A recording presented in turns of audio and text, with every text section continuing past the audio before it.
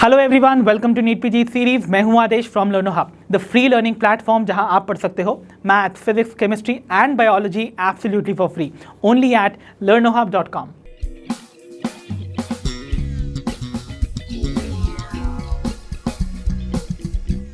तो बच्चों, हमारा आज का सेशन हमारे chapter body fluids and circulation का ही कंटिन्यूएशन सेशन है, जहां पर हम चैप्टर के रिमेनिंग टॉपिक्स को कवर अप करेंगे। So without wasting much time, let's get started.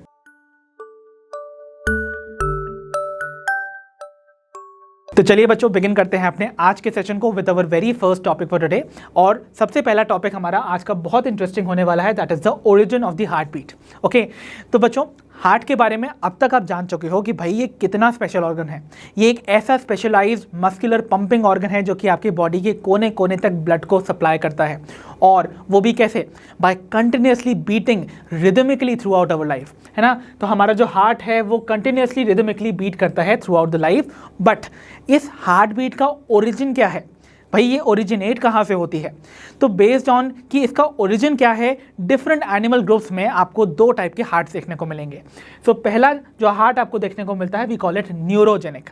तो भाई ऐसा पर्टिकुलर हार्ट जिसमें आपको नाम ही मिल रहा है, न्यूरो वर्ड का मतलब कुछ स्पेशल नर्व फाइबर्स जेनरेट कर रहे होंगे हार्ट बीट को, ठीक है। So the origin of the heart beat is going to be by specialised nerve fibres in case of the neurogenic heart. और न्यूरोजेनिक हार्ट आपको देखने को मिलता है in case of the invertebrates. तो ये आपको देखने को मिलेगा इन इनवर्टिब्रेट्स। ओके, वाइल अगर हम बात करें next type of heart which is called myogenic, तो जब भी वर्ड आता है myo word is always related to the muscle, isn't it? इसका मतलब हार्ट को कॉन्ट्रैक्ट करवाने के लिए या फिर उसकी हार्ट बीट को जनरेट करने के लिए जो स्पेसिफिक टिश्यू रिस्पॉन्सिबल है, that is going to be some specialised muscle fibres. तो कुछ स्पेशलाइज्ड मसल फाइबर जो कि हार्ट के अंदर ही प्रेजेंट हैं, वो जनरेट करते हैं the origin of your muscle contraction for the heart beat to happen, ठीक है। सो इस बात को आपको याद रखना है। तो मायोजेनिक हार्ट बच्चों आपको देखने को मिलता है इन केस ऑफ वर्टिब्रेट्स, ठीक है। तो वर्टिब्रेट्स के केस में आपको हार्ट की ही मसल्स में, देखो यहां पर कुछ स्पेशलाइज्ड मसल देखने को मिल रही है जो कि इलेक्ट्रिकल सिग्नल भेज रही है आपके हार्ट को, और आपका हार्ट जो है वो सिग्नल को फॉलो करके बीट कर रहा है बाय कॉन्ट्रैक्टिंग एंड रिलैक्सिंग। तो इसका मतलब ऐसा हार्ट जो है वो एक वर्टिब्रेट का हार्ट है विच इज मायोजेनिक। तो हम ह्यूमन बींग्स भी वर्टिब्रेट्स है ना बच्चों, तो हमारा हार्ट भी मायोजेनिक ही है, isn't it? इसीलिए किसी भी वर्टिब्रेट के हार्ट को अगर हम थोड़ी देर के लिए उनकी बॉडी से बाहर निकाल भी लेते हैं ना, it continues to beat. The reason for this is the fact कि हार्ट मायोजेनिक है। जो सिग्नल है टू कॉन्ट्रैक्ट एंड रिलैक्स वो आपके हार्ट के अंदर से ही आ रहा है, किसी एक्सटर्नल नर्व सप्लाई से नहीं आ रहा है, isn't it? So remember the origin of the heartbeat के बेसिस पे हमें दो टाइप के हार्ट देखने को मिलेंगे, and our special focus would be on the human heart जो कि एक वर्टिब्रेट हार्ट है, इसीलिए we are going to be talking about the myogenic heart. तो बच्चों, इससे पहले हम स्टडी करें कि हमारे हार्ट के थ्रू कैसे वेरियस इलेक्ट्रिकल सिग्नल्स जो हैं वो ट्रैवल करते हैं, उसको स्टडी करें उससे पहले we must know about the structure of the cardiac muscles, because cardiac muscles वो मसल्स हैं जो कि फॉर्म करती हैं आपके हार्ट के मायोकार्डियम लेयर को। So we are going to be talking about cardiac muscles, ठीक है। सो कार्डियक मसल्स क्यों इंपॉर्टेंट है? बिकॉज आखिरकार जो इलेक्ट्रिकल सिग्नल्स आपके हार्ट के थ्रू ट्रैवल करेंगे वो इन्हीं मसल्स के थ्रू ही ट्रैवल करते हैं बच्चों, ठीक है। सो कार्डियक मसल्स के बारे में हम बेसिक इंफॉर्मेशन हमारे chapter structural organisation and animals में पढ़ के आए हैं, right. We know that these muscles are firstly involuntary, मतलब इनकी जो एक्टिविटी है वो हमारे कंट्रोल में नहीं है, ठीक है। दूसरी चीज, यहां पर अगर आप देख रहे हो, आपको ना यहां पर कुछ alternate light and dark bands देखने को मिल रहे हैं इन मसल्स में। दैट मींस यहां पर फाइन स्ट्राइएशन देखने को मिलती हैं, and that is why they appear striated, ठीक है। थर्डली, आप देख रहे हो यहां पर जो वेरियस मसल फाइबर्स हैं, muscle fibres, I hope you remember, जो मसल के सेल्स होते हैं, since they are elongated and thread like we call them fibres. तो जो मसल फाइबर्स हैं वो आपस में, देखिए पहली चीज तो वो ब्रांच कर रहे हैं और they are connected with one another. तो इसका मतलब यहां पर आपको जो थर्ड फीचर देखने को मिलेगा, that is going to be there branched condition, ठीक है। ओके, सो देखिए यहाँ पर जो आपको वेरियस मसल फाइबर देखने को मिल रहे हैं, वो जिन पॉइंट्स पे मीट कर रहे हैं वो जंक्शंस आपको कुछ थिकन नजर आ रहे हैं। सो वो जंक्शंस बेसिकली कहलाते हैं दी इंटरकेलेटेड डिस्क्स। दैट मीन्स ऐसा लगता है दैट ऐसे जंक्शंस पे कुछ डिस्क जैसा स्ट्रक्चर ना बीच में इंसर्ट कर दिया हो, इंटरकेलेट कर दिया गया हो। Okay, and that is why we call them intercalated discs. Fine. अब इंटरकेलेटेड डिस्क की खासियत क्या है बच्चों? ये इंपॉर्टेंट इसलिए है बिकॉज यहां पर आपको ना प्लाज्मा मेम्ब्रेन के कुछ मॉडिफिकेशंस देखने को मिलते हैं which are called the gap junctions. तो ये जो गैप जंक्शंस होते हैं ना, they are abundant in these regions. Okay, so यहां पर आपको गैप जंक्शन देखने को मिलते हैं।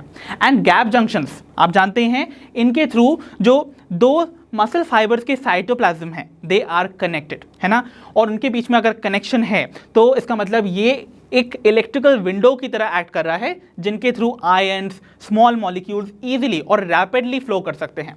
सो गैप जंक्शंस का बहुत इंपॉर्टेंट रोल है in the conduction of the electrical signals in the heart. So remember ये gap junctions they are going to act as electrical windows. So इसके बारे में मैं मेंशन कर देता हूं, ये एक्ट करेंगे एज इलेक्ट्रिकल विंडोज जिनके through ions can move across, right. So इस बात को आपको याद रखना है। सो इतनी information regarding the cardiac muscles must be known to you before we begin कि कैसे यहां पर इलेक्ट्रिकल कंडक्शन जो होता है आपकी मसल्स में वो इनिशिएट होगा, राइट। तो बच्चों अब हम डिस्कस करने जा रहे हैं कि कैसे एक कार्डियक मसल फाइबर के लेवल पे आपको एक इलेक्ट्रिकल सिग्नल जनरेट होता हुआ नजर आता है और कैसे वो कंडक्ट करता है to the further parts of your heart. ठीक है, तो सबसे पहले आपको कुछ चीजें अज्यूम करनी है बच्चों।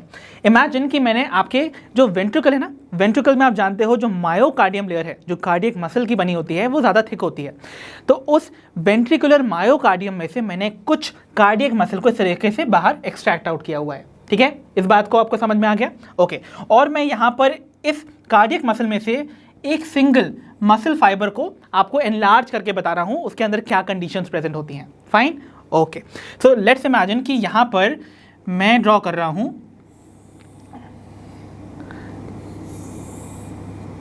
एक cardiac muscle fibre. Okay, so this is just a pictorial representation.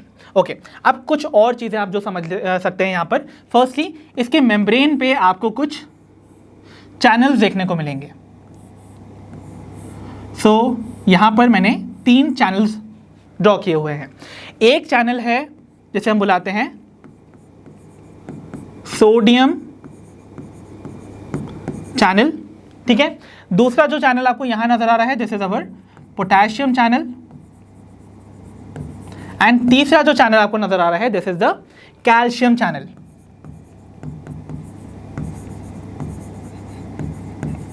Okay, और अगर हम इस मसल फाइबर की मेम्ब्रेन के अक्रॉस देखें तो आपको ना पोलैरिटी ऑफ चार्जेस देखने को मिलती हैं। दैट मीन्स आपको आउटर साइड पे मोर पॉजिटिव चार्जेस देखने को मिलेंगे। दैट मीन्स आउटर साइड जो है वो पॉजिटिवली चार्ज है इस मेम्ब्रेन की,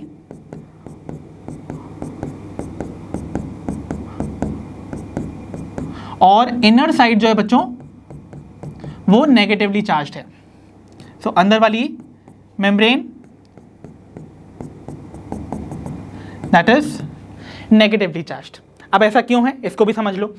पॉजिटिव चार्ज इसलिए है बिकॉज आउटर की जो स्पेस है जैसे हम लोग आप कह सकते हो एक्स्ट्रा सेल्यूलर स्पेस है, वहां पर मोर ऑफ सोडियम आयंस देखने को मिलेंगे। तो sodium ions in the extracellular space is more, और अंदर की तरफ आपको more potassium ions and negative proteins देखने को मिलते हैं, जिसकी वजह से जो ओवरऑल नेट चार्ज है इनसाइड द मायोकार्डियल फाइबर और its membrane would be negative. ठीक है, इतनी बात क्लियर है। तो यहां पर आपको क्या देखने को मिल रहा है कि लेट्स सपोज ये वाला वो पोर्शन मैंने देख रहा हूं, तो मेम्ब्रेन के अक्रॉस आपको एक तरफ पॉजिटिव एक तरफ नेगेटिव चार्ज देखने को मिल रहा है। This is a condition of polarity जो कि यहां देखने को मिल रही है। Fine, okay. नाउ इतनी चीज़ें पहली चीज़ आपको पता होनी चाहिए। ये कंडीशन तब होती है जब एक मसल फाइबर जो है वो रेस्टिंग कंडीशन में है, दैट मीन्स वो एक्साइटेड नहीं है, इस टाइम पे वो रेस्टिंग कंडीशन में प्रेजेंट है। तो रेस्टिंग कंडीशन में inner side of the muscle fibre में आपको नेगेटिव चार्ज का ज़्यादा एक्यूमुलेशन देखने को मिलेगा, और इसको हम बेसिकली ना मेजर भी कर सकते हैं in terms of the potential difference. तो देखो यहाँ पर आपको देखने को मिल रहा है कि एक तरफ पॉजिटिव चार्ज है, एक तरफ नेगेटिव चार्ज है, दैट मीन्स इस मेम्ब्रेन के अक्रॉस एक आपको मेम्ब्रेन पोटेंशियल देखने को मिलेगा ना, तो वो पोटेंशियल जो है हमको यहाँ इस ग्राफ के फॉर्म में देखने को मिल रहा है। सो बेसिकली यहाँ पर आपको कुछ मेम्ब्रेन के पोटेंशियल देखने को मिल रहे हैं, वो भी याद रखिएगा सिंस इनकी वैल्यू बहुत छोटी है, इनको हम मिली वोल्ट्स में नापते हैं। फाइन। और देखो जब मेम्ब्रेन रेस्टिंग कंडीशन में है, एक्साइटेड कंडीशन में नहीं है, इसका मतलब वहाँ पर since more of negative charge present है, तो आपका जो मेम्ब्रेन पोटेंशियल होगा वुड बी नेगेटिव, राइट। तो ये वाला जो आपको मेम्ब्रेन पोटेंशियल देखने को मिल रहा है ना, इसकी वैल्यू है अराउंड -90 मिली वोल्ट्स। तो -90 मिली वोल्ट का जो ये मेम्ब्रेन पोटेंशियल है, ये तब आपकी मसल फाइबर शो कर रही है when it is in resting condition, और इसको हम बुलाते हैं दी रेस्टिंग मेम्ब्रेन पोटेंशियल। ठीक है, तो ये रेस्टिंग मेम्ब्रेन पोटेंशियल है बच्चों -90 मिली वोल्ट्स का। ठीक है वो ओके। सो इतनी चीज आपको क्लियर हो गई। Okay, what is now going to happen, let's say कि ये मसल फाइबर जो है वो स्टिमुलेट होता है। अब हार्ट की जो मसल्स हैं दे आर ऑटो एक्साइटेबल, उनमें ऑटो एक्साइटेशन होता है। बट लेट्स सपोज यहाँ पर मैंने एक सिग्नल सेंड किया, तो दैट मीन्स यहाँ पर एक स्टिमुलस आया है। तो स्टिमुलस जो है वो बेसिकली मेम्ब्रेन की पोलैरिटी को थोड़ा सा चेंज करता है। कैसे करता है देखिए, एक्चुअली जो स्टिमुलस है वो बेसिकली कॉज करेगा इनफ्लक्स ऑफ द कैटायंस, मतलब कुछ positively charged ions from the outside will tend to come inside the membrane. Okay, तो यानी कि जब भी एक स्टिमुलस आएगा तो कुछ cations, some cations from the outside will enter into these myocardial fibres. ठीक है, तो भाई कैटायंस अंदर आ गए। अब कैटायंस अंदर आएंगे तो जैसे जैसे कैटायन अंदर जाएंगे, मतलब पॉजिटिव चार्ज जैसे जैसे आपके मसल फाइबर के अंदर आएगा, तो जो अंदर का नेगेटिव चार्ज था वो न्यूट्रलाइज होता जाएगा ना। तो इसका मतलब जो नेगेटिव रेस्टिंग मेम्ब्रेन पोटेंशियल था वो और लेस नेगेटिव होता जाएगा, क्योंकि पॉजिटिव चार्ज आपके नेगेटिव चार्ज को न्यूट्रलाइज करते जाएंगे। सो जैसे जैसे यहाँ पर इंक्रीज्ड अमाउंट ऑफ आयंस या फिर कैटायंस आपको देखने को मिलेंगे इनसाइड द मेम्ब्रेन, आप देखोगे आपका जो मेम्ब्रेन पोटेंशियल है वो देखिए इस तरीके से लेस नेगेटिव वैल्यू की तरफ इंक्रीज कर रहा है। ओके, और एक सर्टेन रेस्टिंग मेम्ब्रेन पोटेंशियल जो आपको मैं ऐसे मेंशन कर देता हूं। सो ये जो मैंने एक मेम्ब्रेन पोटेंशियल आपको मेंशन किया है जिसकी वैल्यू है -70 मिली वोल्ट्स, इस मेम्ब्रेन पोटेंशियल को हम कहते हैं थ्रेशोल्ड पोटेंशियल। यानी कि इस पोटेंशियल को क्रॉस करते ही कुछ सिग्निफिकेंट चेंज देखने को मिलेगा। तो जैसे जैसे स्टिमुलस की वजह से कैटायंस अंदर आते जाएंगे, अंदर का जो नेगेटिव रेस्टिंग मेम्ब्रेन पोटेंशियल है वो और लेसर नेगेटिव मेम्ब्रेन पोटेंशियल की तरफ इंक्रीज करेगा, और जैसे ही वो क्रॉस करता है थ्रेशोल्ड पोटेंशियल को यानी कि -70 मिली वोल्ट्स को, उसी पॉइंट पे यहाँ पर प्रेजेंट सोडियम चैनल्स जो हैं वो ओपन हो जाएंगे। अब सोडियम चैनल्स ओपन हो जाएंगे इस वोल्टेज की वजह से ना, we call it the sodium channels which are voltage mediated. ठीक है, तो इनको हम वोल्टेज मीडिएटेड या फिर वोल्टेज गेटेड सोडियम चैनल्स कहते हैं, और इनके through sodium ions from the outside वो अंदर की तरफ मूव करने लगेंगे। तो आप देखोगे बहुत स्पीड से सोडियम आयंस जो हैं वो बाहर से अंदर की तरफ इनफ्लक्स होते जाएंगे। तो सोडियम आयन जो है वो बाहर से अंदर आना स्टार्ट कर दिए। अब मोर एंड मोर आपको पॉजिटिव चार्ज की एंट्री देखने को मिल रही है। जितने ज़्यादा पॉजिटिव चार्ज अंदर आते जाएंगे उतनी लेस नेगेटिव वैल्यू आपके मेम्ब्रेन पोटेंशियल की होती जाएगी। दैट मीन्स आपका जो मेम्ब्रेन पोटेंशियल है वो और पॉजिटिव वैल्यू की तरफ बढ़ता रहेगा। ठीक है, और एक पॉइंट ऐसा आएगा जब वो 0 की वैल्यू यानी कि 0 मिली वोल्ट की वैल्यू को भी क्रॉस करके एक पॉजिटिव वैल्यू पे पहुंच जाएगा। लेट्स से यहाँ पहुंच गया टू +20। ओके, तो इसका मतलब क्या हुआ, +20 पे पहुंच गया, मतलब आपके मेम्ब्रेन के अंदर जो नेगेटिव चार्ज था अब वो पॉजिटिव हो गया है, बिकॉज वो पॉजिटिव वैल्यू पे पहुंच गया है, इजंट इट। तो इसका मतलब यहाँ पर जितने भी नेगेटिव चार्ज थे on the inner side they have all become positive अब अगर ये सब पॉजिटिव हो गए हैं बच्चों, तो अगर आप देखोगे इस मेम्ब्रेन के अक्रॉस, अगेन हम इसी पोर्शन को विजुलाइज कर रहे हैं, तो देखो इस मेम्ब्रेन के अक्रॉस क्या आपको कोई पोलैरिटी देखने को मिल रही है? नहीं ना। जब कोई पोलैरिटी नहीं है, इसका मतलब हम कहेंगे now the membrane has become depolarised. और डीपोलराइज क्यों हुई थी? Due to the influx of the sodium ions. ठीक है, तो डीपोलराइजेशन किसकी वजह से होता है? Let us write this. So depolarisation occurs due to influx of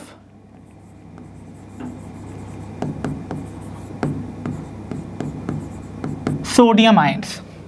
ठीक है, ओके। तो अंदर आ रहे सोडियम आयंस ने मेम्ब्रेन पोटेंशियल को more and more negative, more and more less and negative value की तरफ धकेला है, जिसकी वजह से it has become now positive, और इसीलिए हम कहते हैं the membrane has become depolarised. Fine. अब जैसे ये पॉजिटिव वैल्यू पे पहुंचेगी बच्चों, पॉजिटिव वैल्यू पे पहुंचते ही आपके जो यहाँ पर पोटेशियम चैनल्स है ना, उनके गेट ओपन हो जाते हैं। तो जब इनके गेट्स ओपन होंगे, तो क्योंकि पोटेशियम आयन का concentration inside the muscle fibre ज़्यादा है, बाहर कम है, तो पोटेशियम आयन्स अंदर से बाहर की तरफ मूव करने लगेंगे। तो दैट मीन्स यहाँ पर आपको पोटेशियम आयन्स का ई फ्लक्स देखने को मिलेगा। ठीक है, तो जब positive charges from the inside अब बाहर जाने लगेंगे, तो अंदर का जो पॉजिटिव चार्ज है वो घटने लगेगा ना। तो दैट मीन्स जो यहाँ पर आपको इलेक्ट्रोपॉजिटिव मेम्ब्रेन पोटेंशियल देखने को मिल रहा था, अब वो वापस से नेगेटिव वैल्यू की तरफ नीचे बढ़ता जाएगा, है ना। और जैसे ही वो जीरो के आसपास पहुँचेगा, उसी पॉइंट पे आपके कैल्शियम आयंस के जो चैनल्स हैं वो ओपन हो जाते हैं, जिसकी वजह से calcium ions from the extra cellular fluid, जो कि बाहर एक्स्ट्रा सेल्यूलर फ्लूइड में कैल्शियम का आयन का कॉन्सेंट्रेशन ज़्यादा है, इसीलिए जब जीरो मेम्ब्रेन पोटेंशियल पे आप पहुंचेंगे तो आपके कैल्शियम चैनल्स भी ओपन हो जाते हैं फॉर अ शॉर्ट टाइम। जैसे ही कैल्शियम चैनल्स ओपन होंगे, तो यहाँ पर आपको देखने को मिलेगा कि जितने पोटेशियम आयंस अंदर से बाहर जा रहे हैं, उतने ही calcium ions from the outside are coming in, जिसकी वजह से there is going to be no net change in the membrane potential. तो थोड़ी देर के लिए ना मेम्ब्रेन पोटेंशियल ऐसे स्टेबल हो जाती है, और इस पर्टिकुलर फेज को हम बुलाते हैं द प्लेट्यू फेज। ठीक है, बट थोड़ी ही देर के बाद आप देखोगे ये जो कैल्शियम चैनल्स हैं वो वापस से बंद हो जाएंगे, और अगर कैल्शियम चैनल्स बंद हो गए तो इनकी हो गई है एंट्री क्लोज्ड। तो अगर ये बंद हो गए, तो इसका मतलब अभी भी आपके जो पोटेशियम चैनल्स हैं वो तो ओपन है, तो इसका मतलब यहाँ से पोटेशियम आयंस कंटिन्यूसली बाहर की तरफ ई फ्लक्स हो रहे हैं, बाहर की तरफ मूव कर रहे हैं, इजंट इट।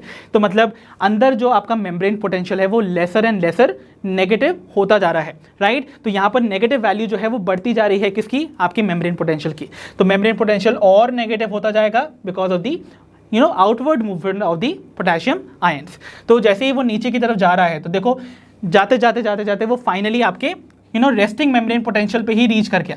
तो ये आपकी रेस्टिंग मेम्ब्रेन पोटेंशियल थी ना बच्चों, तो इसी पर ये रीच कर गया है। तो इसका मतलब आपकी मेम्ब्रेन जो है वो वापस से फुल्ली नेगेटिव हो गई है, और इस कंडीशन को हम क्या कहेंगे? आपकी मेम्ब्रेन जो है वो वापस से पोलर हो गई है, पोलैरिटी उसने रीगेन कर ली है। दैट इज व्हाई वी से दिस प्रोसेस इज रीपोलराइजेशन। सो यहाँ पर रीपोलराइजेशन किसकी वजह से हुआ बच्चों? आपकी मेम्ब्रेन ने वापस से अपनी पोलैरिटी किसकी वजह से रीगेन करी?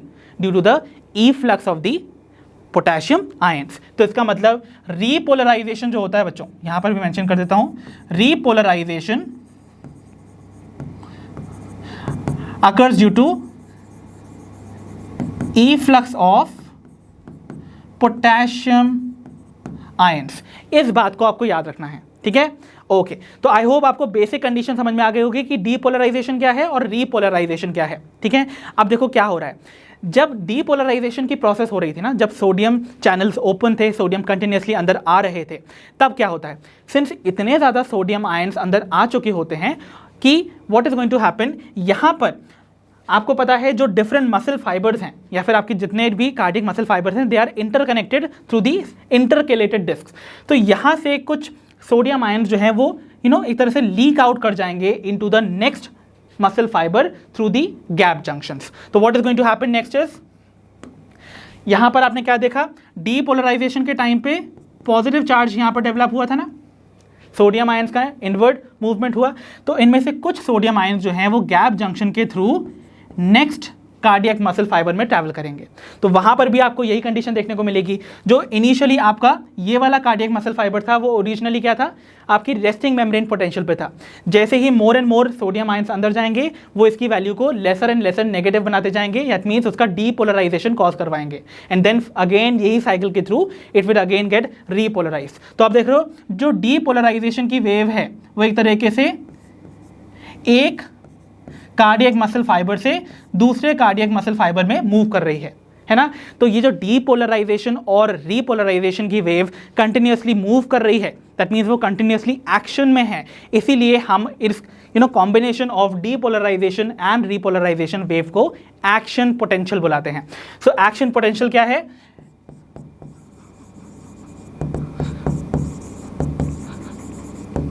action potential is the wave of depolarization followed by repolarization.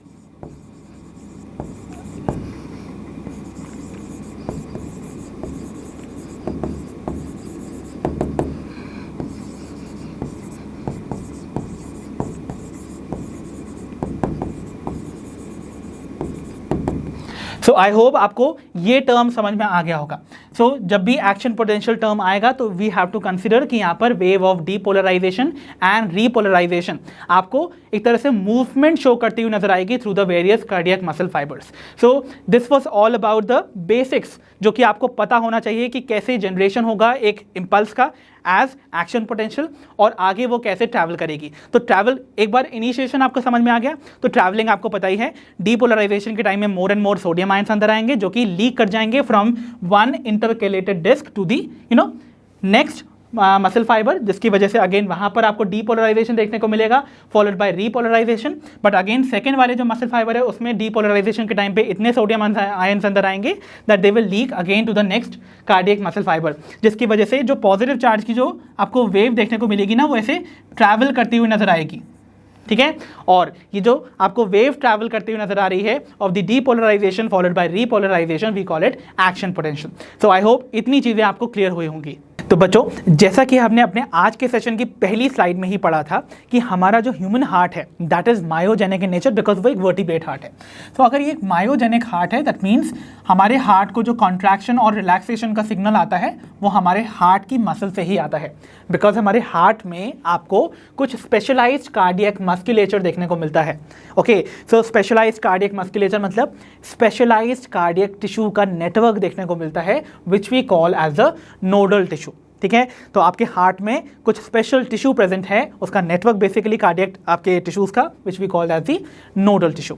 तो देखो बच्चों ये जो नोडल टिश्यू है ना ये आपके हार्ट में डिफरेंट लोकेशंस पे प्रेजेंट है और ये आपको पैचेस में देखने को मिलता है। और इसका एक पैच बहुत इंपॉर्टेंट है बिकॉज वो जनरेट करता है द एक्शन पोटेंशियल, ओके, जिसके थ्रू आपकी जो इम्पल्स है for the contraction and the relaxation of the heart वो बिगिन करती है। So origin of the heart beat के लिए रिस्पॉन्सिबल जो नोडल टिश्यू का आपको पैच देखने को मिलेगा that is the SA node which stand for sinoatrial node. Remember, so इसका फुल फॉर्म है साइनोएट्रियल नोड। ठीक है बच्चों, तो ये एक ऐसा पैच ऑफ नोडल टिश्यू है जो कि आपके राइट एट्रियम में प्रेजेंट है ओवर हियर। ठीक है, तो देखिए यहां पर ये जो पैच आपको देखने को मिल रहा है ना this patch of the nodal tissue which is in the right atrium at the opening of your superior vena cava we call it as a sinoatrial node. और इसको साइनोएट्रियल क्यों बुलाते हैं? देखो पहली चीज तो एट्रियल वर्ड बता रहा है इसकी लोकेशन राइट एट्रियम है, और साइनो वर्ड कहां से आया? तो बच्चों अगर आपको याद हो हमने हमारे पिछले सेशंस में एवोल्यूशन ऑफ वर्टिब्रेट हार्ट पढ़ा है, इजंट इट? और मैंने वहां पर आपको बताया था फिशेस के केस में आपको एक एक्सेसरी चेंबर देखने को मिलता है before its atrium which we call as the sinus venosus, है ना। तो over the course of evolution आपको मैमेलियन हार्ट में वो पर्टिकुलर एक्सेसरी चेंबर देखने को नहीं मिलता था, that is sinus venosus absent है मैमेलियन हार्ट में। तो एक्चुअली में क्या हुआ है over the course of evolution ये जो साइनस वेनोसस है वो एक्चुअली आपके राइट एट्रियम से फ्यूज कर गया और उसका जो रेमिनेंट टिश्यू है वो आपको अपीयर करता है एज दी SA नोड और the nodal tissues first part, right. तो ये जो SA नोड है this is that patch of the nodal tissue जो कि एंट्रेंस ऑफ सुपीरियर वेना केवा में आपको राइट एट्रियम में देखने को मिलता है। अब भाई ये इंपॉर्टेंट ही क्यों है? बिकॉज मैंने आपको बताया ये जनरेट करता है action potential for the contraction of the heart, right. और ये कहलाता है द नेचुरल पेसमेकर। मतलब ये हमारा कुदरती पेसमेकर है बच्चों। मतलब पेसमेकर बेसिकली क्यों कहते हैं, बिकॉज ये रिदम सेट करता है कि कितनी रिदम से हमारा हार्ट जो है वो बीट करेगा। Okay, so the rhythm is going to be set by the sinoatrial node. Okay, तो बेसिकली आपका जो साइनोएट्रियल नोड है उसके पास एबिलिटी होती है to generate a new action potential every 0.6 seconds में। ओके, तो हर 0.6 सेकेंड में वो एक आप कह सकते हो एक्शन पोटेंशियल, एक wave of depolarisation and repolarisation को जनरेट कर सकता है। इसका मतलब अगर हम 1 मिनट की बात करें जिसमें टोटल 60 सेकेंड्स होते हैं, तो इसका मतलब आपके पास टोटल 100 एक्शन पोटेंशियल्स 1 मिनट में जनरेट कर सकता है this sinoatrial node. But according to NCERT ये वैल्यू मेंशन्ड है फ्रॉम 70 to 75, isn't it? तो अगर हम इसका एवरेज लें तो हम कह सकते हैं around 72 action potentials per minute के हिसाब से ऐसे नोड जो है वो जनरेट कर सकता है। सो रिमेंबर, अगर हम वैल्यूज को लिखें that is from 70 to 75 action potentials per minute, तो average we will take as 72। इसीलिए हमारी जो हार्ट बीट है उसका रेट जो होता है दैट इज अराउंड 70 to 75 और rather average we say as 72। Okay, तो इसीलिए हम कहते हैं जो साइनोएट्रियल नोड है that is going to set the एक तरह से आप कह सकते हो the rhythm for the beating of the heart. Okay, so it generates each wave of the cardiac impulse every time as an action potential and sets the rhythm of the heartbeat. So that is why sinoatrial node बहुत important है, because ये generate करता है action potential को। अब भाई generate तो sinoatrial node ने कर दिया, आगे ये कंडक्ट कौन कौन करेगा, isn't it? तो इसको हम स्टडी करेंगे with the further portions of the nodal tissue, जिसको कि हम पार्ट मानते हैं of the conducting system of the heart. तो बच्चों जैसा कि हमने देखा था, जो इंपल्स थी for the contraction of the heart begin करी थी एट द एसए नोड, क्योंकि आप जानते हैं SA node action potential generate करता है और रिदम सेट करता है for the beating of the heart, isn't it? तो भाई साइनोएट्रियल नोड ने तो भाई जनरेट कर दिया एक्शन पोटेंशियल। अब उस एक्शन पोटेंशियल को हार्ट के वेरियस अदर टिश्यूज तक भी तो पहुंचाना है ताकि पूरा हार्ट जो है वो कॉन्ट्रैक्ट और रिलैक्स कर सके, है ना, in response to that action potential. So उसके लिए आपको उस एक्शन पोटेंशियल को कंडक्ट करवाना होगा and that is why we need the conducting system, isn't it? तो कंडक्टिंग सिस्टम में जो स्टिमुलस है फ्रॉम द साइनोएट्रियल नोड जो कि राइट एट्रियम में जनरेट हुई थी, वो आखिरकार स्प्रेड होती है to both the atria simultaneously. तो देखो यहां पर साइनोएट्रियल नोड आपका प्रेजेंट है ना, this is our sinoatrial node, इसने एक्शन पोटेंशियल जनरेट किया। अब नाउ ये जो एक्शन पोटेंशियल है भले ही राइट एट्रियम में जनरेट हुआ है, but it spreads to both the atria together. दोनों ही एट्रिया में जब ये स्प्रेड होगा तो ऑब्वियसली इसके लिए भी आपको कुछ कंडक्टिंग टिश्यू रिक्वायर्ड होंगे जो कि नोडल टिश्यू का ही हिस्सा है। ओके, सो यहां पर आपको कुछ इंटरनोडल टिश्यूज देखने को मिलते हैं जो कि स्प्रेड कर रहे हैं इस इलेक्ट्रिकल इंपल्स को from the sinoatrial node to both the atria. और दोनों ही एट्रिया इन एक्शन पोटेंशियल पे कैसे रिस्पॉन्ड करते हैं? They respond by contracting themselves. Okay, that means यहाँ पर दोनों ही एट्रिया में जैसे ही एक्शन पोटेंशियल पहुंचेंगे they will start contracting almost simultaneously. ठीक है, तो मतलब आपके एट्रियल सिस्टोल आपको देखने को मिलेगा, एट्रिया का कॉन्ट्रैक्शन, isn't it? तो भाई एट्रिया तक तो आपकी एक्शन पोटेंशियल पहुंच गई, अब आपको इसको वेंट्रिकल्स तक भी पहुंचाना है, isn't it? तो भाई वेंट्रिकल्स में कैसे पहुंचाया जाए? Actually the problem is atria और वेंट्रिकल दोनों के जो मसल फाइबर्स हैं they are completely separated from one another. तो इनके बीच में कोई कनेक्शन नहीं है एक्सेप्ट वन रीजन जो कि अगेन पार्ट होता है of the nodal tissue, and that specific region is in the right atrium only, और ये प्रेजेंट होता है near the inter atrial septum, यानी कि दो एट्रिया के बीच में जो वॉल है ना उसके बिल्कुल पास में राइट एट्रियम में at the junction of atrium and ventricle आपको एक नोडल टिश्यू का पैच देखने को मिलता है। This is the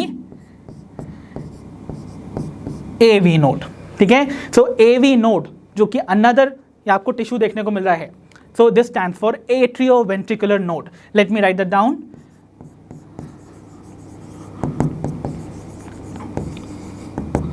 So this stands for atrioventricular node. ठीक है, और ऐसा नहीं है कि AV node action potential generate नहीं कर सकता है, इनफैक्ट एसएएन और एवीएन दोनों ही एक्शन पोटेंशियल जनरेट कर सकते हैं, बट एसएएन का जो रेट ऑफ डीपोलराइजेशन है that is the inherent rate of depolarisation that is high, मतलब ये ज़्यादा जल्दी जो है वो डीपोलराइज हो जाता है in comparison to the AV node.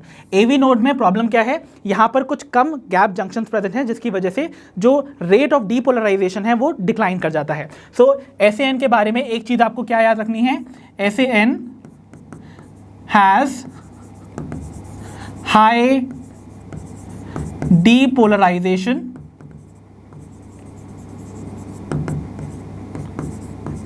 Rate, while जो आपका AVN है उसका rate of depolarisation is less. ठीक है, इस बात को याद रखिएगा। ओके, सो AVN जिसकी लोकेशन मैंने आपको बताई दी है, it is in the it is near the inter atrial septum in the right atrium, और ये क्या करता है, इंपल्स को पिक करता है from the cyano atrial node. तो साइनो एट्रियल नोड से आ रही जो आपको इंपल्स है थ्रू दी इंटरनोडल पाथवे, वो आपको AVN एक्सेप्ट करता हुआ नजर आएगा। ठीक है, AV नोड ने भाई इन स्टिमुलस को या फिर आप कह सकते हो इन सिग्नल्स को एक्सेप्ट कर लिया। उसके बाद क्या होगा, ये स्प्रेड करेगा इंपल्स को, बट यहाँ पर डिलेड आपको इंपल्स का कंडक्शन देखने को मिलेगा।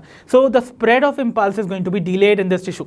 The reason for this is I have told you, यहाँ पर गैप जंक्शंस कम है, इलेक्ट्रिकल विंडोज कम है, तो आयंस का मूवमेंट स्लो हो जाएगा, है ना। जैसे कि अगर आप ट्रैफिक का स्लो होना देखते हैं ना, जब आप 4 लेन हाईवे से और आप सिंगल लेन हाईवे की तरफ मूव कर रहे हो, तो ऐसे में जो मूवमेंट है व्हीकल्स का, that is going to slow down.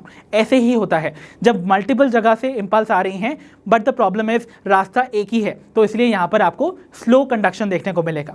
तो यहाँ पर भी वही चीज़ देखने को मिलती है, और ये डिले इंपॉर्टेंट है बच्चों। डिले इसलिए इंपॉर्टेंट है ताकि जिस टाइम पर एट्रिया कॉन्ट्रैक्ट कर रहे थे ना, इससे पहले एट्रिया के कॉन्ट्रैक्शन को सफिशिएंट टाइम मिल सके ताकि वो अपना ब्लड जो है वो नीचे पोर कर सके into the ventricles. So this delay is significant as it provides atria sufficient time to empty their blood content into the ventricles. So I hope AV node के बारे में इतनी इंफॉर्मेशन आपको क्लियर हुई होगी। याद रखिएगा, AV नोड का जो इनहेरेंट रेट ऑफ डीपोलराइजेशन है वो कम है, इसीलिए वो पेसमेकर नहीं माना जाता। सिंस साइनो एट्रियल नोड का inherent rate of depolarisation high है, इसका मतलब वो जल्दी जल्दी एक्शन पोटेंशियल्स को जनरेट कर सकता है और एक रिदम सेट कर सकता है for the heart beat to occur, इसीलिए इसको हम पेसमेकर बुलाते हैं, ना कि AV नोड को। आई होप AV नोड से रिलेटेड इतनी इंफॉर्मेशन आपको अच्छे से समझ आई होगी। तो बच्चों, अब हम डिस्कस करने वाले हैं the next component of the nodal tissue that we call as the AV bundle. तो AV bundle that is atrioventricular bundle, ये एक बंडल ऑफ मसल फाइबर्स है जो कि एट्रियम और वेंट्रिकल दोनों के ही जो बीच में आपको वॉल्स देखने को मिलती है ना, that is the inter atrial and the interventricular septum, उनके बीच से गुजरती है, राइट। तो देखो यहाँ पर आपको देखने को मिला AV नोड से यहाँ पर इंपल्स आगे जाएगी, तो देखिए आपको यहाँ पर एक बंडल देखने को मिल रहा है। This bundle is going to constitute the AV bundle. तो ये आपके इंटर एट्रियल और इंटरवेंट्रिकुलर सेप्टम से होती हुई गुजरती है, एंड नीचे की तरफ आप देखोगे तो ये जाके ना 2 ब्रांचेस में डिवाइड कर जाती है। सो आपको एक राइट AV बंडल की ब्रांच देखने को मिल रही है और एक लेफ्ट AV बंडल की ब्रांच देखने को मिल रही है, isn't it? And these branches further आपको और ब्रांच करती हुई नजर आती है into fine thread like fibers, okay, which we call as the Purkinje fibers। तो देखो आपको क्या देखने को मिला बच्चों, AV बंडल की ब्रांचिंग होने की वजह से आपको left and right AV bundle की ब्रांच देखने को मिली, which further divides into Purkinje fibres. तो ये जो नेटवर्क आपको देखने को मिला over the ventricular wall, starting at the left and the right AV bundle branch into the Purkinje fiber, we call it the bundle of His। तो next जो component है we call it the bundle of His, जो कि क्या है, देखो ये interventricular septum में ही स्टार्ट करता है और ये कनेक्ट करता है AV बंडल से। तो देखो AV bundle further interventricular septum में 2 ब्रांच में डिवाइड होगा। So it passes down to the interventricular septum as left and the right branch, ठीक है। और दोनों ही ब्रांचेस जो हैं फर्दर कंडक्ट करती हैं इंपल्सेस को to the respective sides of the ventricle. तो यहाँ से इंपल्स जो आ रही है फ्रॉम द AV बंडल, वो फर्दर इन दोनों राइट एंड लेफ्ट ब्रांच के थ्रू आपके सबसे पहले एपेक्स की तरफ जाएगी ऑफ द वेंट्रिकल एंड फिर ऊपर की तरफ यानी कि आपके बेस की तरफ आती है ऑफ द हार्ट। सो इस बात को आपको याद रखना है। और मैंने आपको बताया दोनों ही जो बंडल्स हैं वो फर्दर आपको छोटे छोटे फाइन थ्रेड के फाइबर्स में ब्रेक होते हुए नजर आते हैं, which we call as the Purkinje fibres. तो आइए देखते हैं व्हाट इज Purkinje फाइबर्स। तो Purkinje फाइबर्स क्या है बच्चों, Purkinje fibres basically fine network of fibres हैं जो कि ओरिजिनेट करते हैं from each of the bundle of His, that is from the left and the right side, right. और ये स्प्रेड करते हैं ऑल ओवर द वेंट्रिकल। और जो कंडक्शन होती है आपके इम्पल्स की from the through the ventricle, वो हमेशा याद रखिए from the apex to the base होती है। दैट मीन्स नीचे से स्टार्ट होती है from the apex और ऊपर की तरफ जाती है towards the base. So this is going to be the direction of the flow of the electrical signals through the heart. So I hope the conduction of the heartbeat is very clear to all of you. तो चलिए बच्चों begin करते हैं with our next topic, that is the electrocardiogram, जिसे हम shortly abbreviate करते हैं as ECG, right? तो ईसीजी के बारे में आई होप आप सभी थोड़ा बहुत तो जानते ही होंगे, इजंट इट?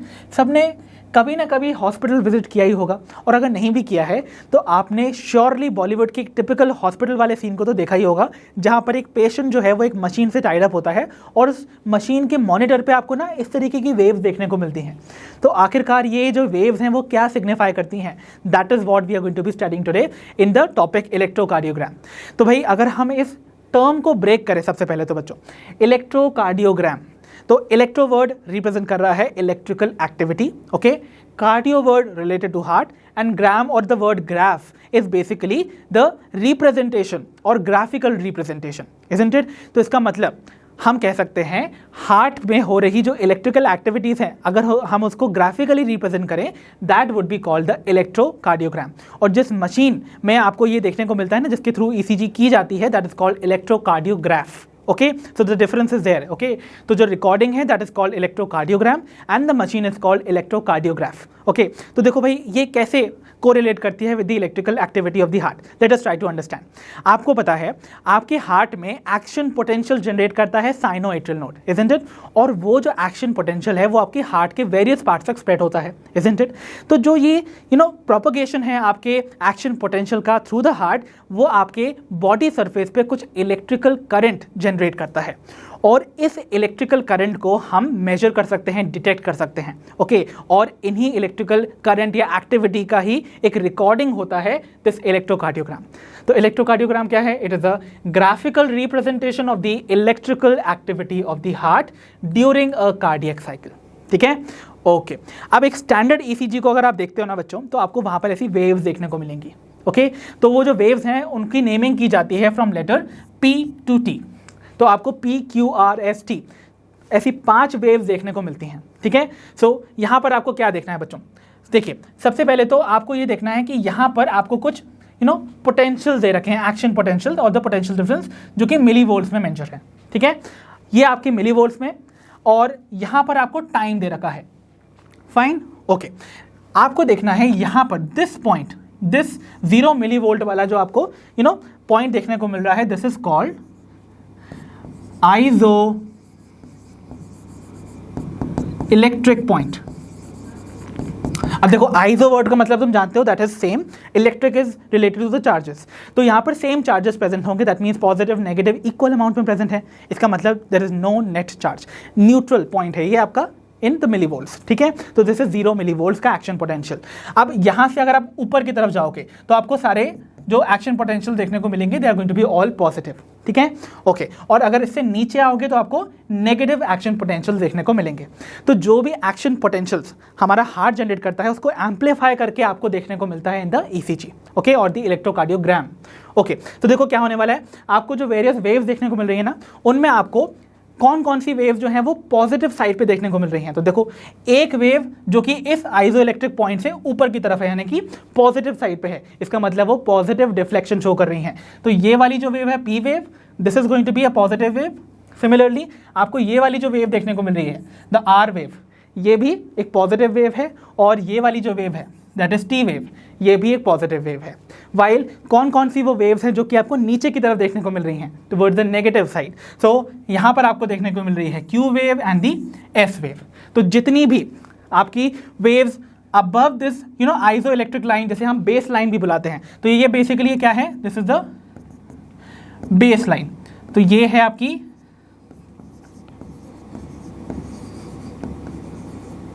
तो बेस लाइन से ऊपर वाली जितनी भी वेव्स हैं, they are the waves which are called positive waves showing positive deflection, और बेस लाइन से नीचे वाली waves would be the waves showing negative deflection or the negative waves। तो इतनी चीज़ें आपको समझ में आई हैं, ओके। नाउ वेरियस जो waves हैं उनका क्या सिग्निफिकेंस है, वो क्या सिग्निफाई करती हैं, उसको आप पहले से समझ लीजिए, बाद में मैं आपको बताऊंगा कि ये वेव्स कैसे जनरेट होती हैं, ओके। तो सबसे पहले जो आपको पहली वेव देखने को मिल रही है which is showing the positive deflection, जो कि छोटा सा आपको डिफ्लेक्शन देखने को मिल रहा है, दिस रिप्रेजेंट्स एट्रियल डीपोलराइजेशन। तो जब आपके एट्रिया के जो कार्डियक मसल फाइबर्स हैं जब वो डीपोलराइज्ड हैं कंप्लीट स्टेट में, then it is going to be represented by this P wave. Then we have the QRS complex, okay, so बच्चों यहाँ पर आप देख सकते हो ये जो QRS कॉम्प्लेक्स है, ये इनको हम 3 वेव्स को एक साथ स्टडी करते हैं, because these 3 wave together represents ventricular depolarisation. ठीक है, एंड लास्टली आपको एक टी वेव देखने को मिल रही है। ये जो टी वेव है बच्चों, ये रिप्रेजेंट करती है वेंट्रिकुलर रीपोलराइजेशन। सो रिमेंबर, ये जो पर्टिकुलर डिफरेंट वेव्स हैं, ये आखिर क्या क्या रिप्रेजेंट कर रही हैं, ये बहुत इंपॉर्टेंट है फ्रॉम नीट परस्पेक्टिव। तो आपको पता होना चाहिए पी वेव क्या रिप्रेजेंट कर रही है, QRS कॉम्प्लेक्स क्या कर रहा है और टी वेव क्या कर रहा है। क्वेश्चन इनसे ज़्यादा आते हैं, राइट। और कैसे ये फॉर्म होती हैं, आइए अब मैं आपको इसको समझाने की कोशिश करता हूँ। वाइल अगर आप इस चीज़ को देखेंगे, आपको एक चीज़ और भी बता दूँ। आप देख सकते हो ये वाला जो टाइम इंटरवल है जहाँ पर आपका पी वेव जो है वो डिक्लाइन करना स्टार्ट कर रहा है towards the end of this particular phase, यहाँ पर आपके एट्रिया कॉन्ट्रैक्ट करते हैं। So this blue bar is representing atrial contraction. ठीक है, और आपके आर वेव की स्टार्टिंग से आपके यहाँ पर टी वेव के मिड तक आपको देखने को मिलेगा वेंट्रिकल्स का contraction in the form of this bar. So ventricular contraction आपको इतनी ड्यूरेशन में देखने को मिलता है। तो ये चीज़ भी आप कॉरेस्पॉन्ड कर सकते हैं। तो बेसिकली इलेक्ट्रोकार्डियोग्राम आपको इलेक्ट्रिकल एक्टिविटी और कार्डियक साइकिल के इवेंट्स को को रिलेट करना बताता है। तो बच्चों, अब हम को रिलेट करने जा रहे हैं the various waves of the ECG to the electrical activity of the heart and the various phases of the cardiac cycle. ठीक है, तो बच्चों सबसे पहली चीज़ आपको याद रखना है कि ये ECG पैटर्न को अगर हमको डेवलप करना है, फॉर दैट पर्पस हमें पेशेंट की बॉडी पर इलेक्ट्रोड्स प्लेस करने होते हैं। And we have to imagine कि हमने पेशेंट की बॉडी पर राइट आर्म पे प्लेस किया है नेगेटिव इलेक्ट्रोड और लेफ्ट लेग पर प्लेस किया है पॉजिटिव इलेक्ट्रोड, जिसको कि मैं यहाँ पर ऐसे मेंशन भी करता जा रहा हूँ। तो इमेजिन कीजिए जो राइट साइड है, राइट आर्म है, वहाँ पर नेगेटिव इलेक्ट्रोड प्लेस किया है और जो आपका लेफ्ट लेग है वहाँ पर पॉजिटिव इलेक्ट्रोड है। तो इस कंडीशन को मैं पहले से ही मेंशन करके रख दे रहा हूँ फॉर आवर कन्वीनियंस। ठीक है, इतनी चीज़ आपको पहले से पता होना चाहिए। Now what is going to happen, तो सबसे पहले जो इलेक्ट्रिकल एक्टिविटी होती है ऑफ द हार्ट वो बिगिन करती है कहाँ पर, in the right atrium. Right atrium में आपको प्रेजेंट नजर आता है the cyano atrial node, right. तो यहाँ पर in the right atrium is present the cyano atrial node, जो कि क्या करता है बच्चों, जो कि जनरेट करता है कार्डियक एक्शन पोटेंशियल। ठीक है, तो ये जो कार्डियक एक्शन पोटेंशियल है वो इनिशियली जनरेट होती है as a wave of positive charge, जो कि डीपोलराइजेशन की वेव होती है, इजंट इट। तो ये पर्टिकुलर जो SAN है, this is going to generate action potential, जो कि भले ही जनरेट राइट एट्रियम में हो रही है बट वो ट्रांसमिट दोनों ही एट्रिया में होती है एट द सेम टाइम। ठीक है, तो आपके दोनों ही एट्रिया में यहाँ पर ये वेव ऑफ डीपोलराइजेशन यानी कि वेव ऑफ पॉजिटिव चार्ज जो है वो मूव कर रही है। ओके, सो एक चीज़ आपको हमेशा याद रखनी है बच्चों, जो पैटर्न फॉलो होगा, जो आपको हमेशा देखने को मिलेगा, फर्स्टली आपको डीपोलराइजेशन की वेव देखने को मिलेगी। डीपोलराइजेशन के बाद रिस्पॉन्ड करेंगी आपकी cardiac muscle fibers by contracting. तो डीपोलराइजेशन के बाद हमेशा कॉन्ट्रैक्शन होगा, कॉन्ट्रैक्शन के बाद what is going to happen, repolarization होगा and repolarization is followed by always relaxation. तो ये सीक्वेंस आपको हमेशा देखने को मिलेगा। ठीक है, सो सबसे पहले यहां पर आप देख रहे हो आपके एट्रिया में, दोनों ही एट्रिया में डीपोलराइजेशन की वेव यानी कि पॉजिटिव चार्ज की जो वेव है दैट इज ट्रैवलिंग। ठीक है, तो ये पॉजिटिव चार्ज की जो वेव है दैट इज डीपोलराइजेशन। तो इसका मतलब यहां पर आपको देखने को मिला है फर्स्ट स्टेज में एट्रियल डीपोलराइजेशन। इतना समझ में आया? ओके, सो एट्रियल डीपोलराइजेशन में क्या देखने को मिलेगा, सिंस देखो बच्चों यहां पर ये जो पॉजिटिव चार्ज की वेव है वो देखो इस डायरेक्शन में जा रही है। दैट मीन्स अगर हम देखें इनका जो मूवमेंट है पॉजिटिव चार्जेस का वो बेसिकली पॉजिटिव इलेक्ट्रोड की डायरेक्शन में ही तो हो रहा है ना। पॉजिटिव चार्जेस का फ्लो का direction is in the direction of the positive electrode. इसका मतलब आपको जो आपका ईसीजी का पैटर्न है ना, उसमें एक पॉजिटिव डिफ्लेक्शन देखने को मिलता है। तो इनिशियली ये जो लाइन आपको ब्लैक कलर की नजर आ रही है, दिस इज रिप्रेजेंटिंग 0 मिलीवोल्ट्स, ठीक है। तो यानी कि ये एक आइजो इलेक्ट्रिक पॉइंट है।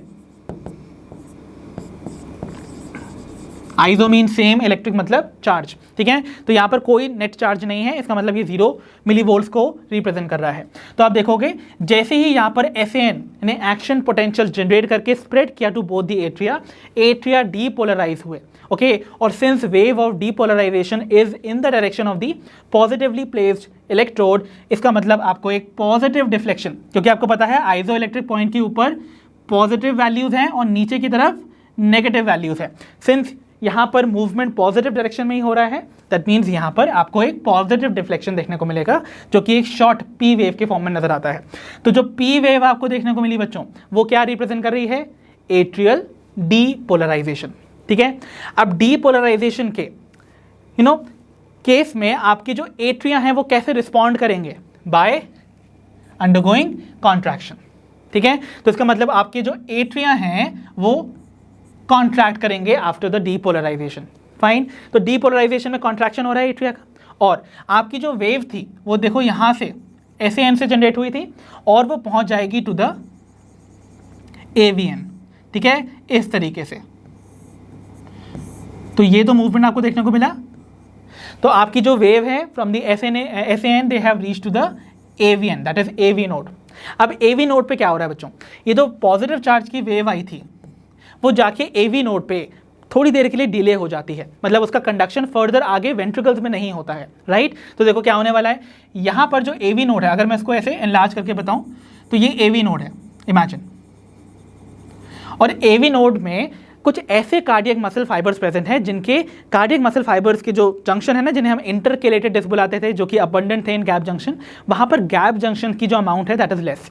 अगर कम गैप जंक्शन होंगे दैट मीन्स वहां पर जो कंडक्शन की जो स्पीड थी ना वो स्लो हो जाएगी, जिसकी वजह से पॉजिटिव चार्जेस ना आगे मूव नहीं कर रहे हैं, they are accumulated at this AV node. तो एवी नोड पे अभी वो इकट्ठा होकर रह गए हैं, आगे कहीं पर भी मूव नहीं कर रहे हैं। मतलब हार्ट यहाँ पर जो है वो कोई भी इलेक्ट्रिकल एक्टिविटी ही शो नहीं कर रहा है, राइट। तो इस टाइम पर आपको ना एक सिंपल सी आइजो इलेक्ट्रिक लाइन देखने को मिलेगी, बिकॉज हार्ट ने यहाँ पर कोई ऐसा इलेक्ट्रिकल एक्टिविटी तो शो किया नहीं ना, तो कोई वेव नहीं आएगी, बस एक सीधी सी लाइन आपको देखने को मिलेगी एट दी आइजो इलेक्ट्रिक पॉइंट, ठीक है। तो ये छोटी सी जो वेव है वो रिप्रेजेंट कर रही है the delay at the AV node. तो यहां पर आपको क्या देखने को मिल रहा है? डिले एट एवी नोड, और ये जो डिले होता है दिस इज बाय 0.1 सेकेंड। ये इंपॉर्टेंट क्यों है बच्चों? देखो जितनी देर के लिए एवी नोड पे ये जो आपके पॉजिटिव चार्जेस हैं वो एक्यूमुलेटेड हैं, आगे मूव नहीं कर रहे हैं, उस टाइम पे आपके एट्रिया कॉन्ट्रैक्ट कर रहे हैं। तो इसका मतलब ये जो डिले है ना, ये बेसिकली आपके एट्रिया को सफिशिएंट टाइम दे रहा है to empty their blood into the ventricle, ठीक है। तो यहाँ पर जितना भी ब्लड प्रेजेंट था वो उसको सफिशिएंट टाइम दे रहे हैं कि भाई अच्छे से कॉन्ट्रैक्ट कर लो और नीचे वेंट्रिकल्स में पूरी तरह से ब्लड को फिल कर दो, ठीक है। So this delay is important because वो यहाँ पर टाइम दे रहा है for the ventricular filling to occur, fine, okay. तो यहां पर आपको एट्रियल डीपोलराइजेशन के बाद देखने को मिलेगा एट्रियल कॉन्ट्रैक्शन, ठीक है, जो कि वो कॉरेस्पॉन्ड करेगा with the delay at the AV node as this small line, ठीक है। आगे बढ़ते हैं। Now in the third case, अब देखो क्या हुआ, डिले तो हो गया 0.1 सेकेंड का, 0.1 सेकेंड के बाद क्या होगा? तो यहां पर आपका AV node was present. AV node से जैसे ही डिले के बाद आपकी नर्व इंपल्स आगे जाएगी, sorry the cardiac impulse rather, तो क्या होने वाला है आप देखते हो, सबसे पहले एक एवी बंडल के थ्रू वो आगे मूव करेगी, और ये एवी बंडल 2 ब्रांचेस के फॉर्म में इस तरीके से डिवाइड हो जाता है, ओके, गिविंग आउट ब्रांचेस। तो देखो सबसे पहले तो एक चीज़ याद रखनी है, आपको पता है जो मूवमेंट का डायरेक्शन है वो कैसे हो रहा है, इम्पल्स यहाँ से बढ़ी, ठीक है, फिर वो आपके इंटरवेंट्रिकुलर सेप्टम से होती हुई जाएगी, देन जाएगी towards the apex of the ventricle, ventricle का जो टिप वाला पोर्शन है पहले वहां जाएगी, और फिर ऊपर की तरफ मूव करेगी टुवर्ड्स द एपेक्स, ठीक है ना। तो देखो सबसे पहले आपके जो वेंट्रिकल के बीच में वॉल है that is interventricular septum, it should get depolarised, ठीक है। तो देखो आपको याद रखना है इन दोनों ब्रांच में से जो लेफ्ट वाली ब्रांच है केवल उसके फाइबर्स आपके वेंट्रिकल को डीपोलराइज करेंगे, ठीक है। तो वेंट्रिकल के जो सेप्टम है, राइट, इंटरवेंट्रिकुलर सेप्टम, उसको डीपोलराइज कौन करती है? Only the left bundle, AV bundle. तो लेफ्ट एवी बंडल की जो ब्रांच है उसका डायरेक्शन देखो, जो मूवमेंट है दैट इज क्वाइट अपवर्ड, है ना। तो यानी कि ये जो वेव ऑफ डीपोलराइजेशन है वो ऊपर की तरफ जा रही है इस तरीके से टुवर्ड्स दी इंटरवेंट्रिकुलर सेप्टम। तो जब डायरेक्शन ऑफ पॉजिटिव चार्ज, जो वेव ऑफ डीपोलराइजेशन है, वो अगेंस्ट जा रही है या फिर अवे जा रही है फ्रॉम द पॉजिटिव चार्ज, इसका मतलब यहाँ पर जो डिफ्लेक्शन होगा वो पॉजिटिव नहीं होगा, क्योंकि डीपोलराइजेशन की वेव पॉजिटिव चार्ज के डायरेक्शन में नहीं जा रही है, पॉजिटिव इलेक्ट्रोड के, बल्कि अवे जा रही है ऑन दी ऑपोजिट डायरेक्शन।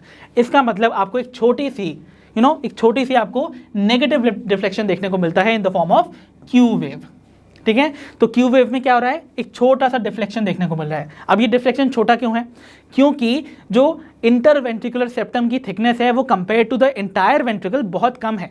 ठीक है, तो यहाँ पर जो इंटरवेंट्रिकुलर सेप्टम है वो कंपैरेटिवली बहुत थिन है in compare to the whole ventricle, इसलिए यहाँ पर छोटी वेव देखने को मिलेगी। Fine, okay. नाउ जैसे ही आपके इंटरवेंट्रिकुलर सेप्टम का डीपोलराइजेशन होगा, फर्दर ये वेव जो है वो अब नीचे की तरफ, क्योंकि आपको पता है ये दोनों की दोनों जो बंडल्स हैं they are supplying these wave of depolarisation to the entire ventricular wall. तो सबसे पहले तो ये वेव ऑफ डीपोलराइजेशन प्रोवाइड करेंगी टू द एपिकल पोर्शन और द एपेक्स। ठीक है, तो एपेक्स की तरफ पॉजिटिव चार्ज मूव कर रहा है बच्चों यहाँ पर। तो अगर पॉजिटिव चार्ज यहाँ इस डायरेक्शन में जा रहा है, देखो ऐसे, तो क्या देखने को मिल रहा है? जितने भी पॉजिटिव चार्ज हैं वो टुवर्ड्स द पॉजिटिव इलेक्ट्रोड जा रहे हैं, इजंट इट? और अगर ये पॉजिटिव डीपोलराइजेशन की जो वेव है वो पॉजिटिव इलेक्ट्रोड की तरफ जाएगी, तो कैसा डिफ्लेक्शन देखने को मिलेगा? पॉजिटिव की नेगेटिव? Obviously positive. ठीक है, तो इसका मतलब यहाँ पर, और सिंस ये जो वेंट्रिकुलर एपेक्स है वहाँ पर आपकी मायोकार्डियम की लेयर ना बहुत ज़्यादा थिक होती है, इसीलिए यहाँ पर आपको एक बहुत बड़ी सी वेव देखने को मिलेगी which is the R wave. Okay, so this is the R wave, जो कि क्या रिप्रेजेंट कर रही है? The depolarisation of your ventricular apex. ठीक है, तो क्यू वेव ने क्या रिप्रेजेंट किया? Depolarisation of the interventricular septum. R wave क्या रिप्रेजेंट कर रही है? Depolarisation of the ventricular apex. Okay, और सिंस यहाँ पर thickness of the myocardium is very much, इसीलिए ये वेव आपको बहुत इरेक्ट और एक रफली ट्रायंगुलर वेव देखने को मिलेगी। Fine, okay. एंड फाइनली आप देखोगे जो इंपल्स का डायरेक्शन होगा वो ऊपर जाते जाते आपके एपेक्स को सप्लाई करने का, सॉरी बेस को सप्लाई करने का होगा। ना, ये आपका एपिकल पोर्शन है, this is the base portion. तो जब बेस की तरफ आपके इंपल्स आगे जाएगी तो उसका डायरेक्शन कैसा हो रहा है? देखो ऊपर की तरफ। तो डीपोलराइजेशन की जो वेव है this is going away from the positive electrode, है ना। तो डीपोलराइजेशन वर्ड जब भी मैं बोल रहा हूं, you have to remember we are talking about the flow of positive charges. तो पॉजिटिव चार्ज का जो फ्लो है वो away from the positive electrode हो रहा है, जिसकी वजह से अगेन आपको एक नेगेटिव डिफ्लेक्शन देखने को मिल रहा है, क्योंकि मूवमेंट अवे है। ठीक है, तो यहाँ पर अगेन आपको एक नेगेटिव डिफ्लेक्शन जो देखने को मिलेगा ना, this is going to be in the form of a small wave which is the S wave. ठीक है, तो यहाँ पर आप कहोगे कि भाई क्यू वेव से ये लंबी क्यों है? The reason for this is कि यहाँ पर देखो दोनों ही साइड का जो बेस है ना, बेस की जो वॉल्स है वो यहाँ पर उनका इफेक्ट एडिटिव होगा। ठीक है, जुड़ जाएगा। अदरवाइज देखो दो वेंट्रिकल्स के बीच में जो इंटरवेंट्रिकुलर सेप्टम है वो एक है, बट दोनों तरफ जो एंडिंग्स हैं उसमें बेस में आपको दोनों तरफ की वॉल्स देखने को मिलेंगी। तो उन दोनों का ही जो डायरेक्शन होगा वो इस डायरेक्शन में होगा, दिस वे। तो इन दोनों का ही सम हम लेंगे, जिसकी वजह से जो वेव है उसकी लेंथ क्यू वेव से ज़्यादा आ जाएगी। ठीक है, तो इस तरीके से आपका यहाँ पर देखने को मिल रहा है वेंट्रिकुलर डीपोलराइजेशन। तो आपको जो ये QRS शो कर रहा है इसको हम एक कॉम्प्लेक्स बुलाते हैं which is called QRS complex. और QRS कॉम्प्लेक्स क्या रिप्रेजेंट करता है? It represents ventricular depolarisation. So let me write it down. So QRS complex क्या डिनोट कर रहा है? Ventricular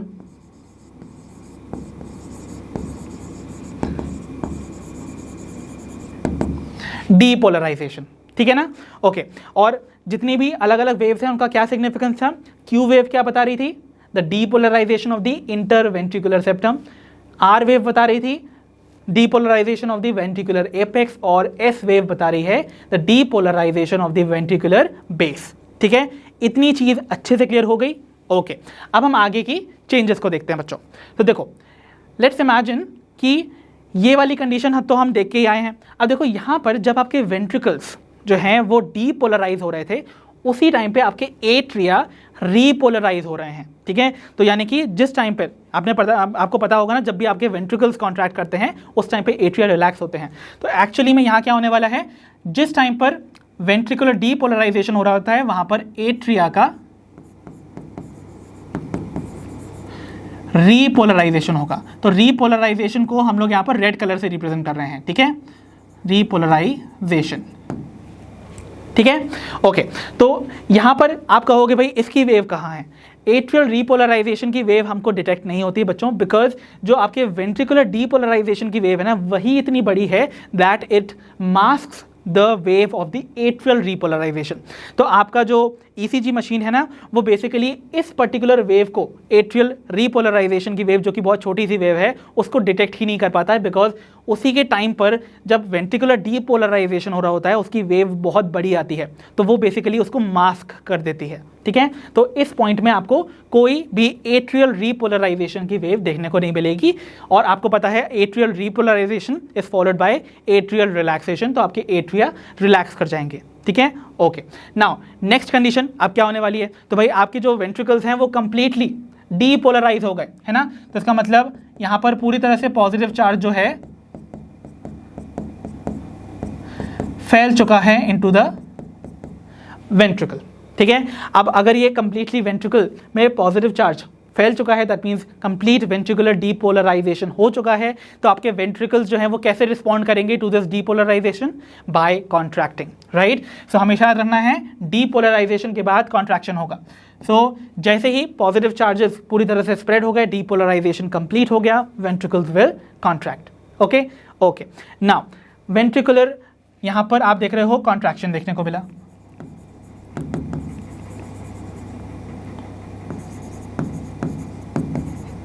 now what is going to happen? अब देखो यहां पर सिंस पूरी तरह से आपके पॉजिटिव चार्ज स्प्रेड हो गए, अब पूरा वेंट्रिकल ही पॉजिटिवली चार्ज्ड है, तो क्या यहां पर कोई इलेक्ट्रिकल एक्टिविटी डिटेक्ट कर ली जाएगी by the ECG machine? No ना, बिकॉज यहाँ पर कंप्लीटली अब कोई पॉजिटिव चार्ज का मूवमेंट तो देखने को मिल नहीं रहा ना, कोई भी चार्ज किसी भी डायरेक्शन में मूव नहीं कर रहा है। यहाँ पर कंप्लीटली पॉजिटिव चार्ज स्प्रेड हो चुका है on the ventricular wall.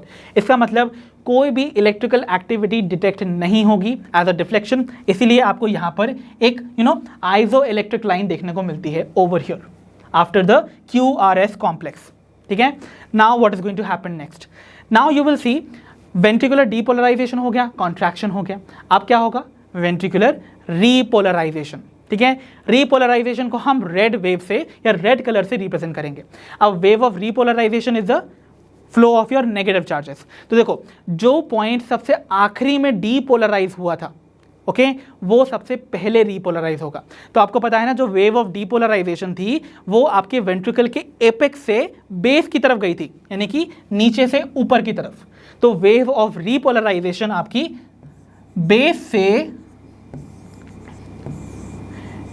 Apex की तरफ मूव करके आपके इंटर वेंट्रिकुलर सेप्टम की तरफ मूव करेगी, ठीक है। दैट मीन्स यहां पर जो मूवमेंट आप देख रहे हैं that is of the negative charges, okay. और सिंस यहां पर हमने कौन सा इलेक्ट्रोड प्लेस किया हुआ था? पॉजिटिव इलेक्ट्रोड, और यहां पर नेगेटिव इलेक्ट्रोड। तो देखो नेगेटिव चार्जेस का मूवमेंट का अगर हम सम टोटल देखें या फिर उसका रिजल्टेंट डायरेक्शन देखें, तो वो किस डायरेक्शन में हो रहा है? Towards the negative charge. तो नेगेटिव चार्जेस का मूवमेंट नेगेटिव इलेक्ट्रोड की तरफ हो रहा है। इसका मतलब डिफ्लेक्शन कैसा होगा? Deflection would be positive deflection, है ना। तो यानी कि यहां पर आप देखोगे एक पॉजिटिव डिफ्लेक्शन देखने को मिलता है in the form of a wave called T wave, ठीक है। तो टी वेव में आपको यहां पर डिफ्लेक्शन देखने को मिल रहा है। नाउ रीपोलराइजेशन की वेव जो है वो कंप्लीटली आपके बेस से एपेक्स से होते हुए इंटरवेंट्रिकुलर सेप्टम तक होती हुई चली गई। नाउ रीपोलराइजेशन को कैसे रिस्पॉन्ड करेगा हमारा वेंट्रिकल? Bye relaxing. तो यहां पर लास्ट स्टेज में आपको रिलैक्सेशन ऑफ वेंट्रिकल देखने को मिलता है। सो यहां पर relaxation of ventricle would be seen. तो इसलिए आपको यहां पर कोई भी इलेक्ट्रिकल एक्टिविटी देखने को नहीं मिलेगी, और इसीलिए ये पोर्शन भी आपको ऐसे फ्लैटन नजर आएगा in the form of an isoelectric line, ठीक है। सो आई होप आपको समझ में आ गया होगा कि कैसे वेरियस जो इलेक्ट्रिकल एक्टिविटी होती है हार्ट की और जो फेजेस हैं ऑफ द कार्डियक साइकिल उनको हम को रिलेट कर सकते हैं विद द ईसीजी पैटर्न। तो बच्चों आइए अब हम क्विकली डिस्कस करने वाले हैं about the significance of the electrocardiogram और द ईसीजी। तो भाई ईसीजी का हमारी लाइफ में क्या इंपॉर्टेंस है, let us try to figure that out. सबसे पहला जो इंपॉर्टेंस है that is very very obvious and easy. आप ईसीजी की मदद से ना किसी भी इंडिविजुअल का रेट ऑफ हार्ट बीट यानी कि हार्ट रेट को कैलकुलेट कर सकते हैं। That too how? By simply counting the QRS complexes. Okay, तो भाई कितना QRS काउंट है? So we'll figure out the QRS complex count per unit time. तो एक गिवन टाइम में कितने QRS कॉम्प्लेक्स बन रहे हैं उसको अगर हम काउंट कर लें, that will help us to find out the heart rate of an individual, right. Secondly जो ECG है वो हेल्पफुल है in the clinical diagnosis of cardiac disorders. तो बहुत सारे कार्डियक डिसऑर्डर्स को डिटेक्ट करने में ECG is very very helpful because you know ECG का एक डेफिनेट शेप एंड पैटर्न होता है ऑफ द वेरियस वेव्स, है ना। तो ECG में जो आपको स्टैंडर्ड ECG होता है ना उसमें वेरियस वेव्स देखने को मिलती थी, है ना, और वो वेव्स का एक स्पेसिफिक साइज है, शेप है। अगर कोई भी वेव उन स्पेसिफिक साइज एंड शेप से डेविएट करती है दैट रिप्रेजेंट्स और indicates a cardiac disorder, right. तो जैसे कि फॉर एग्जांपल अगर हम डेविएशन देखें of the positive waves, for example हमारे पास P वेव है। अब ये जो P वेव है अगर वो लार्जर देन नॉर्मल है तो इसका मतलब यहाँ पर आपके एट्रियम जो है वो एनलार्ज कंडीशन में है। ओके, तो आपको पता है ना P वेव क्या रिप्रेजेंट करती थी? Atrial depolarisation. तो इसका मतलब यहाँ पर एट्रिया अफेक्टेड होने वाले हैं। कैसे? अगर लार्ज P वेव है तो इसका मतलब आपका एट्रियम भी एनलार्ज्ड है, isn't it? सिमिलरली जो आपकी सेकेंड वेव है जो कि अगेन एक पॉजिटिव वेव है which we call as the R wave, अगर ये एनलार्ज्ड आ रही है ना, नॉर्मल देन नॉर्मल से ये ज़्यादा बड़ी आ रही है, दैट मीन्स ये आपके एनलार्ज्ड वेंट्रिकल्स की कंडीशन को रिप्रेजेंट कर रही है। ओके, आइए देखते हैं कुछ और डेविएशन जिसमें कि अगर आपको Q वेव याद है ना जो कि आपके QRS कॉम्प्लेक्स की सबसे पहली वेव है, एक छोटी सी नेगेटिव वेव, ये जो पर्टिकुलर वेव अगर आपको एनलार्ज नजर आती है इट रिप्रेजेंट्स मायोकार्डियल इन्फेक्शन। तो भाई मायोकार्डियल वर्ड आता है, मायो मतलब हार्ट, है ना, ऑफ योर हार्ट मसल। तो मायोकार्डियल वर्ड जो है बता रहा है कि आपकी हार्ट मसल में इन्फेक्शन हुआ है। इन्फेक्शन क्या है? Basically it is a term given to the tissue death.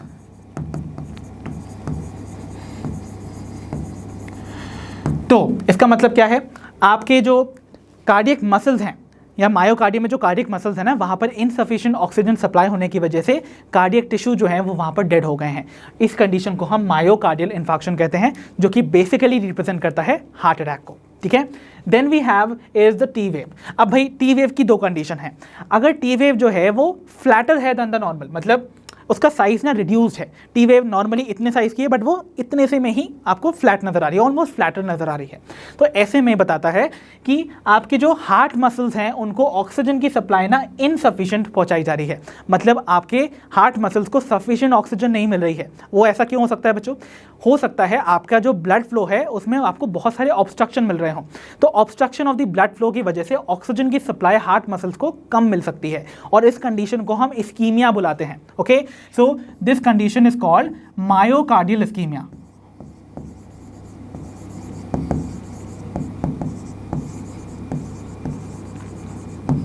तो मायोकार्डियल बता रहा है कि आपकी जो मायोकार्डियम में कार्डियक मसल्स हैं उनको इस्कीमिया वर्ड का मतलब होता है obstruction in the blood flow, और obstruction in the blood flow means यहाँ पर इनडायरेक्टली बता रहा है कि ऑक्सीजन की सप्लाई भी यहाँ पर कम हो गई है, इसीलिए आपको T वेव फ्लैटर नजर आ सकती है, ठीक है। ओके, एंड देन अगर यही T वेव जो है वो नॉर्मल साइज से एलिवेटेड नजर आए और ज़्यादा एनलार्ज नजर आए तो ऐसे में क्या होगा? We can detect a condition which is called hyperkalemia. Hyper word आप जानते हो, it is going to be representing something which is more, and kalemia जो वर्ड है, देखो बच्चों जो केलियम वर्ड है वो किसका साइंटिफिक नेम था? ऑफ द पोटेशियम, है ना। तो पोटेशियम का लेवल अगर आपके ब्लड में, emia word is always related to the blood, तो ब्लड में अगर पोटेशियम का लेवल हाई है उसको डिटेक्ट कर सकते हैं अगर आपकी T वेव जो है वो एलिवेटेड नजर आए दैन दी नॉर्मल। तो इस तरीके से आप वेरियस कार्डियक डिसऑर्डर्स को डिटेक्ट कर सकते हैं with the interpretation of the ECG। तो बच्चों इसी के साथ फिनिश होता है हमारा आज का session on the chapter body fluids and circulation. I hope आज के सेशन में हमने जितने भी टॉपिक्स कवर किए हैं फ्रॉम दिस चैप्टर आपको अच्छे से समझ आए होंगे। अब हम मिलेंगे अपनी नेक्स्ट वीडियो में। अंटिल देन आप अपना ध्यान रखिए, पढ़ते रहिए, और जैसे कि आप सभी जानते हैं लर्नो हब फ्री है पर बेस्ट है।